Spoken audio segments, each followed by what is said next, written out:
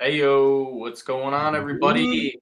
We are back. A little double episode, not really double episode, but two of us episode is what I was trying to say. You got me and Julius, no Nick. Hopefully, we'll be able to get Nick on tomorrow or Thursday or one of these days.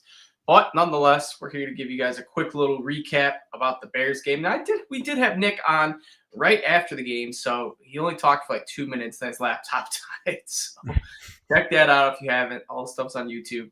But Julius, man, was this a sigh of relief just seeing a 50 burger on Ben Johnson and the Bears? Bro, it felt so great, especially after week one disappointment. People were talking trash, saying that the Lions were not the same team without Ben Johnson. They were talking down John Morton's offense. Uh, 10 catches, 30 yards, Jameer Gibbs, blah, blah, blah. Dropped a 50 burger on an NFL team. I don't care if it is the trash can Bears. A 50 burger is a 50 burger. And he 31 point victory, John Morton over Ben Johnson. I mean, that tells everything. I think it just gives us momentum. However, going into the hardest possible game with that momentum, it's going to be very interesting. Yeah, Ravens is going to be a tough one. Now, if we lose, I won't be too upset. I just don't want to see it go how it did against Green Bay. I just want to be competitive. No Justin Tucker to drain a 66-yard field goal at the end of the game, so that's good. But this Bears game was awesome. I was talking to my coworker. He was like, "Man, it's the Bears, like I mean, we knew we were going to beat them." And I told him, "No, man, like you could drop 50 on any NFL team. That is good. If we Yeah, would beat the Bears, 35-21, all right, yeah, bad team, whatever. But 50 is that means everything was clicking, all aspects of the ball. Jared Goff, 5 touchdown passes, looked phenomenal. Amon-Ra, his first ever 3 touchdown reception game. Gibbs had a touchdown. Monty had a touchdown. J-Mo had a touchdown. Brock Wright even had a touchdown. It felt like Jared Goff was Oprah handing out touchdowns to everyone. You get one, you get one, you get one. So it was great to see. Let's talk a little offense on that game. What I know, there's so much. Amon-Ra, J-Mo, Gibbs, everyone played a massive role. But who is the first, or I guess, what is the first, category that comes to your mind if it's just offensive line turning it around, Goff, Amon-Ra, J-Mo, whatever? I mean, it was great to see all the miscommunications with Tate Ratledge and Christian Mahogany, Graham Glasgow, that whole new interior offensive line. It looked much better against the Bears. And I hope that's because, Dan Campbell was like, no, this is not the way we do things here. And they just instantly turned it around week two with help from the home field and carry is on. But it is something to worry about when you're going against a pretty good front seven like Baltimore. You kind of worry about the same thing with Green Bay on the road in an outdoor environment. I wouldn't say my offensive line concerns are fully healed. They're more like 70% healed. If anything, it just gave me validation that we have the best offensive weapon, arsenal in the league. Jameer Gibbs, David Montgomery, Jameson Williams, Amon-Ra St. Brown, Sam Laporta, Brock Wright, Isaac Tesla. I mean, Jared Goff, as long as he is upright and healthy, our offense is deadly. In any game, we could drop a 50 burger on any team. I don't care if it's the Bears or if it's the Ravens next week. However, we'll see what we look like on the road. That's why it's such a test because of the Green Bay game. It's such a test. And if you look at the schedule, we could have all predicted this. I mean, Yeah, yeah. no kidding. Yeah, the weapons were phenomenal, and it also seemed like John Morton like changed his play call. It seemed when we played the Packers, he tried to just old school dominate them right off the bat, run it down their throats. And granted, that might work against some teams. Probably would have worked against the Bears if we just ran it 50 times. But the Packers look like they're serious contenders. I think they're really our only threat in the NFC North, and the Eagles. I'm not as scared of them as I was last year. I They agree. just take a little step back. Both new, or at least new OC. Kellen Mhm. Moore is gone, so the offense I've been seeing on Twitter, people have been saying it looks a little bland. It looks a little, not as strong as it was last year. So the Eagles don't quite concern me. The Commanders, I know they stomped us in the playoffs, but they didn't look impressive at all against the Packers. It was pretty much the same game as we played, and that's really it. The Vikings, they're frauds. That whole JJ McCarthy fourth quarter, nothing. And speaking of JJ, he's already ruled out next week. He might miss a couple weeks. I think this is just Kevin O'Connell trying to keep him safe because their offensive line is just mangled. And Horrible. uh, but John Morton, the play calls, a couple things in particular. One thing that stands out the most is how about Amon Ra lining up at running back, taking actual running back snaps. I Mhm. don't think we saw him do that once last year. He might have had a couple little jet sweeps or end arounds or stuff like that, but he was straight up playing the role of a running back. So is this something that we might see more of going forward? I think so. I think John Morton realized that we have the best offensive arsenal of weapons in the league, and we have to get them the ball. I remember in that Green Bay game, I think was Amon-Ra targeted 5 times, 6 times, had about 4 catches. All 4 catches, I'm like, "Oh my god, he's so reliable. Why don't we throw him the ball, hand him the ball off every play just to get our playmakers the ball?" And I think that's what John Morton was trying to do. I think we could start seeing more with Amon-Ra. We could start seeing it more with JMO. Both of them are different kind of gadget players that you can give handoffs or sweeps to in different ways. Amon Ra, he's kind of built like a running back, to be honest. And he can run you over if you're not ready to tackle him, or he can run right past you with a great angle if you have a bad angle. So definitely John Morton, keep up the gadget plays with our best players. It oddly felt a whole lot like Michigan, where when Sharon Moore didn't coach last week against Central, Biff Poggi comes out and you see Bryce running for 100 yards, 2 touchdowns. Everything was clicking. And it almost seemed like the play call was just completely different. So maybe Morton just had more bags, a bigger bag of tricks, just didn't dial it up because the Lions already fell behind and the game was lost pretty quick.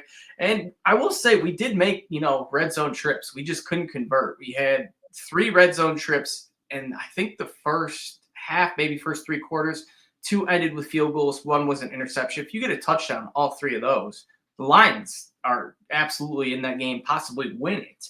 So things could go a whole lot differently. And then we did see, we saw a little trickery. We saw a reverse to JMO on a little pitch and pass play where JMO took it for I think it was 10 yards, but nothing crazy. It just showed that the Lions we could still run a similar offense, even though Ben Johnson isn't there.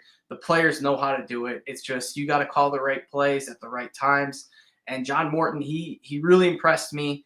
I was quite worried after that first game, but the offensive line also got better. We saw Penny really return to form, just a dominant force. Decker looked very good. He looked like he still has a little juice left in the tank after the Green Bay game where it was, a little shaky. I will say Tate Ratledge still has some, work to do, but he's a rookie. He was, thrown into the Wolves, and I think he's only going to get better. But defensive play aspect of this game, we saw sacks, we saw interceptions, we saw Caleb just being flustered. What was I guess there is one play that really stands out to me. I'll see if you say it. So what was a good play, good moment on the defense, or just someone that stood out? So I'll answer that question, both of those questions. So honestly, the defense to me was the biggest development of this game. Just just showing that pre-Hutchison injury turnover margin, high turnover margin defense that I thought we were never going to lose again with defense. Like with the offense and with that defense, we are unbeatable in my opinion. So that was the biggest development in this game outside the offensive line improving. But the play that stood out to me the most, I would say, actually, is the Marcus Davenport sack. I believe that was the first. No, that It wasn't was the first sack of the game. No, I But think Muhammad had the first, and then that was the second. correct. And that was the second. But for some reason, it stood out to me. Like that was what we've been missing. That other bookend that can get to the quarterback after, all the pressure that's coming from Aiden Hutchinson on the other side. And so he got hurt on the play. It was kind of bittersweet, but evidently he's okay. So it's good. It's good development. We saw Muhammad get in there a couple times.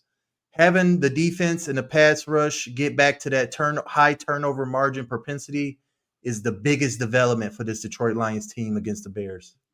Yeah, the one play that stood out to me was the Hutchinson fake sack interception, where he easily, we all know Hutch could have brought down Caleb, no problem. But he knew if I just let this guy go, he's going to throw up a meatball for someone to grab. And sure enough, we got the best hands man playing safety out there. Kirby Joseph gets his first interception of the season. Was just a perfect play where it was like one of those yes, yes, no, yes, type plays. And then we saw Brian Branch forcing fumbles, getting a sack. Branch did limp off after the end of the game, but it was just cramping, which is huge news. It looked like it could have been a groin injury, but just minor injuries. So Branch should be good to go. I think no real, bad injuries. I know Davenport we mentioned too. He looked like he should be good to go as well. But let's talk a little bit about this Ravens game, because last time, I think was the last time we faced the Ravens, was it the Justin Tucker field goal like 3 years ago? Might have been, but we might have played them after that Yeah, I kind of too. think that too. Yeah, And they kind of, I I'll don't, check anyways. here. Go for it. The Ravens, their defense is interesting because they have good playmakers: Roquan Smith, Kyle Hamilton, Namde Mbadawike. I don't know how to pronounce his name. It's very tough, but he's a stud defensive tackle for him. Has had a sack in 2 games now, in each of those games. And I think we just need the offensive line just to, toughen up, play like how they did. And I think we can beat the Ravens if we just take that Bills game script where don't trail by 15 points in like the fourth quarter with 5 minutes left, but just try to, make big plays, allow the playmakers to get the ball, get the rock to JMO, Gibbs, Laporta, Amon-Ra, anyone you can, and they will make the plays. And their defense let up 41 against the Bills. Then they played the Browns, which is kind of like, it's hard to judge a game like that where we all knew they were going to dominate the Browns, which they did. But, Joe Flacco still managed about 200 pass yards, and they did put up 17 points. So, wasn't a complete shellacking. But ultimately, what are some things that you're either concerned about or you're not concerned about, I guess, for this Ravens game? So there's a few things. And just going back to the history of the Lions and the Ravens, I got it pulled up. Their last meeting was back in October of 2023 in Baltimore. They lost 38-6. I think right. the weather was pretty bad, and Lamar Jackson pretty much ran up all over them. And then in 2021, that's when they were in Ford Field, and that's the infamous Justin Tucker kick. Was that the first Dan Campbell season, right? Yeah, that was, we were trying to, I think that was, we would have had our first win, didn't get that one. And The Lions have not beat the Baltimore Ravens since they did so on October 9th, 2005 at Ford Field, 35-17. Probably had like Joey Harrington with the game of his life or something. Friend of the show, shout out Joey. But this Ravens game, honestly, I think you're right, Adam. This could be a trap game for the Ravens. And that's a good thing for the Lions because the Ravens defense, we were just talking about the Lions defense having that high turnover propensity. That's kind of how the Ravens are. They like sacks. They like forced fumbles. They like interceptions, forced interceptions, get turnovers, get Lamar Jackson the ball in good field position, Derrick Henry the ball in good field position. However, their defense is not, locked down perfect 2000 Ravens. They can get ate up. We saw that in Buffalo with Buffalo. Cleveland, I don't want to hear about it. I mean, they were pretty much playing Ohio Bobcats, the Cleveland State Vikings. This is not an NFL team they got there in Northeast Ohio. But the Lions offense is an NFL offense, and it's the best NFL offense there is. So we can do damage. We can make this a shootout at least. Our defense, keep it up with the high turnover propensity. Get a couple turnovers, get a couple sacks. Lamar Jackson like to move around, contain him well with Aiden Hutchinson. We can win this game. So that's pretty much it is. We can't let this turn into Green Bay where we start off slow, where we, give up a quick score and then we punt the ball back or turn the ball over and they score again. Next thing you know, we're down 14-0, clawing the rest of the. We're not going to win that way. We're going to win. This game is tied 21-21 at halftime.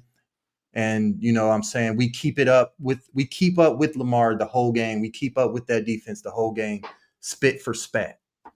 Yeah, one thing I'm curious to see is Aaron Glenn was notorious for just never spying running QBs. We would have tough times with running QBs.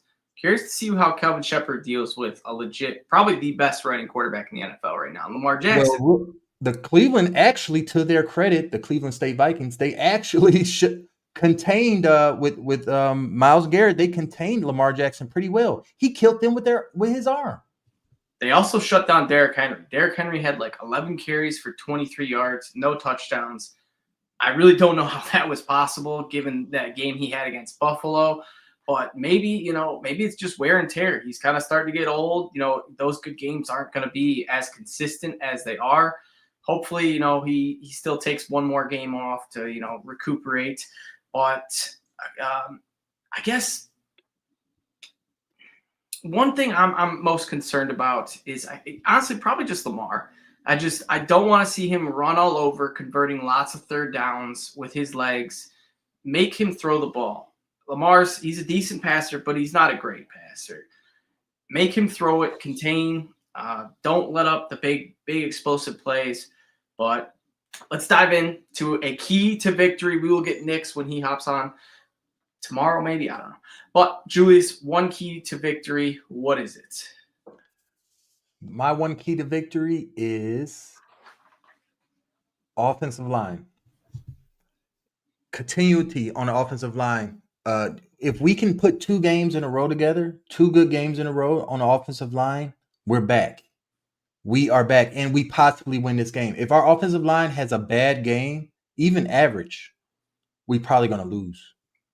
That's this to me. This is the non-denominating factor is if the interior or our offensive line can provide us with a run game. Because if they do, then that's the shootout I was just talking about. Because when we're running the ball, we're scoring points, bro. We got play action popping. We got J-Mo open. We got Monra open. We got Laporta open. Gibbs in space. But we have to have that run game going. We have to have the interior of that offensive line flowing with the Penei Sewell and Taylor Decker on the outside. It has to be a threat to the Ravens. That is my key to victory, the offensive line. Yeah, and I kind of alluded to mine. Lamar Jackson running it. Let's hold Lamar Jackson to under 50 yards. I'll take that. Even if he has 2 rushes for 50 yards, whatever. Keep him under 50 yards. Contain, and honestly, I do think it's going to be a shootout too. So just win the shootout. Possessions. Every possession is important in this game. We're going to need at least points on most of our drives, if not touchdowns. So I'm going contain Lamar. And for a quick little score prediction, just the one off the top of my head, I'm going to go another high scoring game. I'm going to go 38-34 Lions. Nice. How about you, Julius? I am going to go also high scoring. I'm going to go Lions 40, Ravens 37. Love it. And honestly, if we can hang in this game, if Lamar Jackson leads them down on a game-winning drive or game-winning field goal, yeah, it's going to suck, but it'll at least let me know we can hang with the big dogs because that first half the Ravens played against Buffalo, they looked like contenders. And granted, they pretty much looked like contenders the whole game, except for when the defense, kind of fell apart at the end. But nonetheless, if we can hang with the Ravens, that'll give me a lot of confidence for this Thanksgiving Day matchup, which is, a little down the line. But Green Bay, they're coming to town Thanksgiving. That's going to be a huge game, quite possibly for the division, depending on how the Lions, handle these tough teams. We still got the Eagles, the Chiefs, the Commanders. One we kind of got a little help on is the Bengals and Joe Burrow. I think we play in week 5. So no Joe Burrow when we take on the Bengals, which will be nice. Better be able to just stop them. But I think that's going to do it for us today, Julius. So Yes, sir. shout out to everyone for joining in on this little last minute quick podcast episode we did. Check us out on X, Honolulu Blues _. You can see underneath Julius's name. Give us a like, subscribe on YouTube, and then, of course, check out Roundtable Sports and all me and Nick's new articles we got going. And as always,